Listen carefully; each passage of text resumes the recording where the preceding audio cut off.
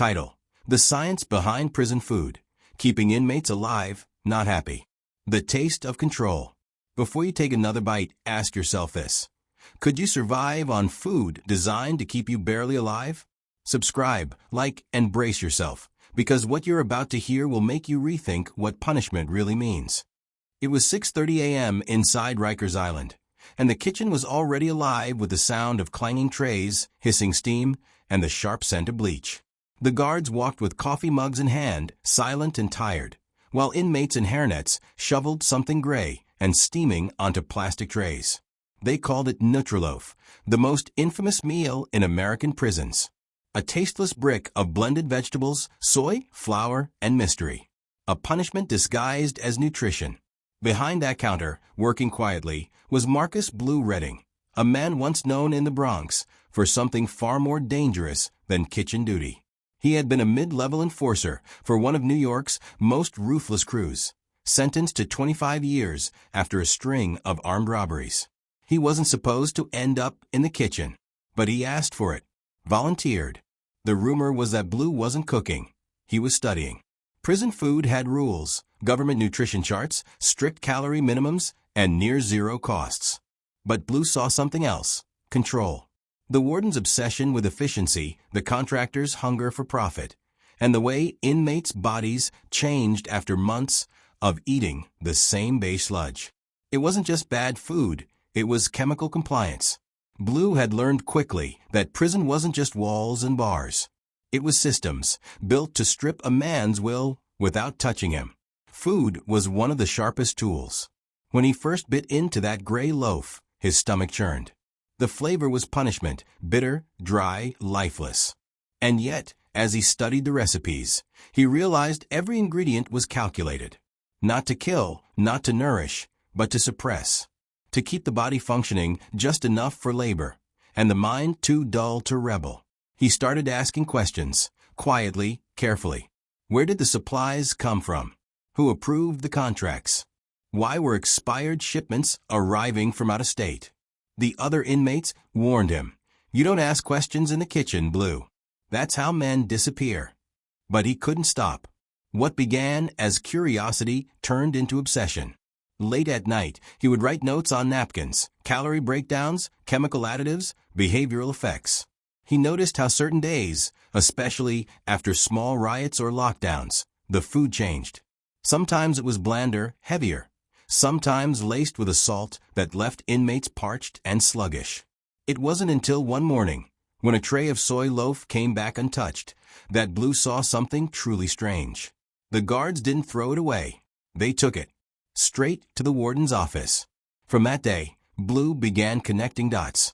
There was a system behind the system, someone profiting off the food program, someone using hunger and nutrition like a leash. A new inmate, a former health inspector named Calvin Dorsey, confirmed what Blue suspected. He whispered to him during a meal prep shift, "They're testing formulas here. Cheaper substitutes. Stuff that would never pass outside." It was dangerous knowledge, the kind that got people transferred, or worse. But Blue wasn't afraid anymore.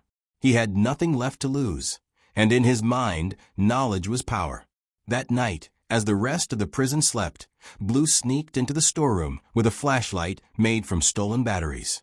He opened boxes marked Department of Correction, Nutritional Unit 14B. Inside were packets labeled with barcodes and numbers, not ingredients. Some of them were stamped property of Riverstone Labs. He had never heard of it. The next morning, Calvin didn't show up for work. They said he was transferred to Attica overnight. But the kitchen guards wouldn't look Blue in the eye. From then on, the food started tasting different. The color was off, too, more pale, more chemical. The inmates were restless, sluggish, arguing over scraps. Blue knew something had changed. The prison was experimenting, and the inmates were the test subjects. Over the following weeks, he watched men lose weight. Others broke out in rashes. A few started hallucinating, mumbling about the taste. Blue began documenting everything, hiding his notes under the baseboard of his bunk. Then one morning, during routine inspection, his cell was searched. The guards found nothing. But when Blue returned from work, His bunk smelled faintly of bleach, and the wooden plank was gone. Someone knew. That night, the warden called him to the office. The room was dim, walls lined with file cabinets, the hum of a refrigerator in the corner. Warden Kane looked up from a stack of reports, his tone calm, almost casual. "You've been busy in my kitchen, Marcus," he said, his eyes cold and sharp. "Asking questions. Writing things down." Blue said nothing. The warden leaned forward. "You want to play scientist? Fine. But remember, you're not a man here. You're an experiment." The words sank like ice. Blue knew what that meant. The next morning, his kitchen assignment was revoked. He was reassigned to sanitation, the worst job on the island. But before he left, one of the younger cooks slipped him a folded note. On it was a single sentence: Riverstone Labs, owned by the same company that feeds the entire state prison system. And beneath it, a smudge of something that looked like dried blood. Blue understood then that this wasn't just about bad food. It was a system designed to feed profit and starve humanity. But what he didn't know yet was that someone had already taken his notes. And by morning, one of them would end up on the desk of a journalist in Manhattan, sparking an investigation that would blow open everything. Because behind every bland meal and every lifeless tray, there was a truth no one wanted the public to taste. The feeding system. Rikers Island was never silent. Even at 2 a.m., when the corridors dimmed to a sickly amber glow and the shouts from the cells turned to whispers, there was always a hum, the metallic heartbeat of the island itself. It came from the kitchen, the loading docks, the pipes carrying recycled steam and sewage. To the inmates, that sound meant survival. But to Marcus Blue Redding, it had started to sound like something else. Like the sound of control. 3 weeks had passed since his reassignment to sanitation. The guards thought they'd buried him in garbage, but they'd made a mistake. Sanitation was everywhere. It went to the docks, the kitchens, the supply trucks. Blue saw everything that came in and out of Rikers Island. And what he saw was starting to make sense. Every morning at 4 a.m., 2 white trucks rolled in through the west gate. No markings, just serial numbers on the sides. Their crates were always labeled Riverstone Labs, the same name written on the note he'd received before his transfer. He watched the same guards unload them every time, never speaking, never checking invoices. The boxes went straight to the nutrition storage unit and disappeared behind a locked metal door marked "Authorized Personnel Only."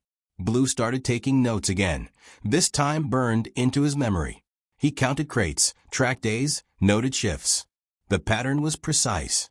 Every 7 days, a new batch arrived. Every 8, something changed in the food. And every 9th, someone got sick. But Blue wasn't the only one watching. One night, as he dragged a trash bin past the outer wall of the kitchen, a voice came from the shadows. Still keeping count. It was Rico Numbers Delgado, an old associate from the Bronx, now doing 12 years for fraud. Rico was sharp, quick with figures, the kind of man who could see patterns in chaos. He'd been working in the commissary, handling inmate purchases and tracking shortages. "They're rationing the oil and soy now," Rico whispered. "Not because they're running out, because they're mixing it, cutting it with some powdered junk." Blue leaned closer. "Riverstone." Rico nodded. "Every package. You think they just feed us trash? Nah, brother. They're getting paid twice, once for the contract, once for the experiments. They test the cheapest synthetic proteins, minerals, even flavor compounds. If we get sick, they log it. If we die, they call it natural causes." The word sent a chill through Blue's spine. This wasn't a theory anymore, it was a system. A scientific one.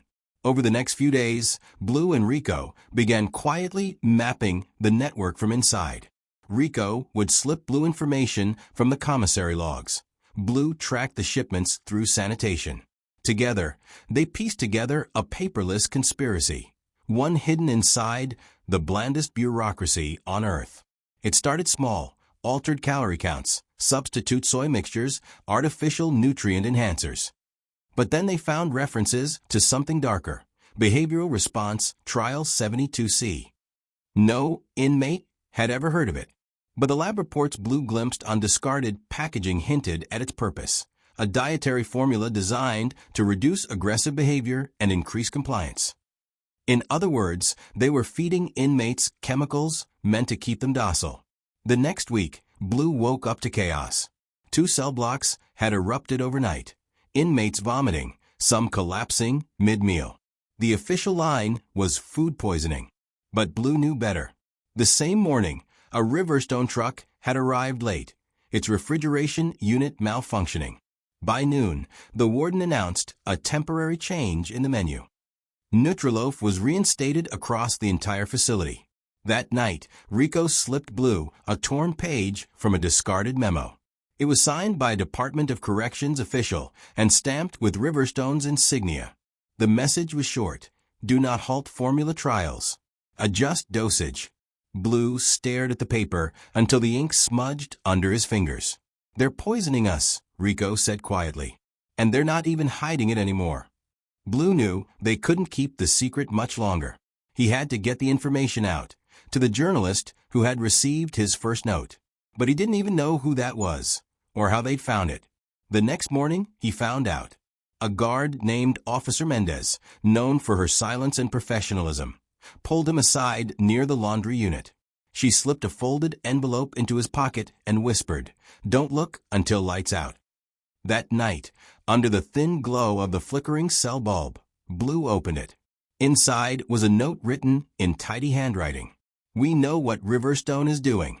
The public will too. Stay alive until Friday." There was also a photo, blurry, grainy, like it was taken from a hidden camera. It showed 2 men in suits sitting at a dinner table with the warden. On the table were prison food trays. Blue recognized one of the men instantly, the state's prison commissioner. That night, Blue barely slept. Friday was 3 days away. He and Rico had to make it that long. But the next day, Rico didn't show up to his shift. When Blue asked the guards, they said he'd been transferred. No paperwork. No notice. No explanation. Something inside him broke. He waited until midnight when the lights dimmed and the corridors fell silent. Then he moved. He had memorized every route, every shift pattern. His goal wasn't escape, it was exposure. He had to reach the control room, where all internal cameras stored their footage. Proof that Riverstone's trucks entered unlogged. Proof that inmates were collapsing mid-meal. The air smelled like bleach and metal as he crept through the laundry tunnels beneath the north block. The hum of machinery masked his footsteps. He reached the stairwell and began climbing toward the main hallway that led to the control room. But halfway up, he froze. Voices echoed above. 2 guards. One of them said, "The warden wants it handled before Friday." The other replied, "What about Redding?" A pause. Then, "If he keeps digging, he won't make it to breakfast." Blue turned and slipped back into the shadows, heart pounding like a drum. They knew. They were planning to silence him before the outside world ever found out. As he hid in the darkness, he realized there was only one way left to survive. He had to outsmart the very system built to break him. And if that meant burning the whole thing down, so be it. The island doesn't forget. The rain fell hard on Rikers that night, the kind of rain that made the floodlights look like white fire against the mist. Every drop that hit the concrete echoed in the hallways like a countdown. Friday was here. Marcus Blue. Redding hadn't slept in 2 days. Rico was gone. The Riverstone shipments had been rerouted through a new dock. And the guards were on edge, too calm, too synchronized. Blue knew the signs of a setup. They weren't waiting for him to make a mistake. They were creating one.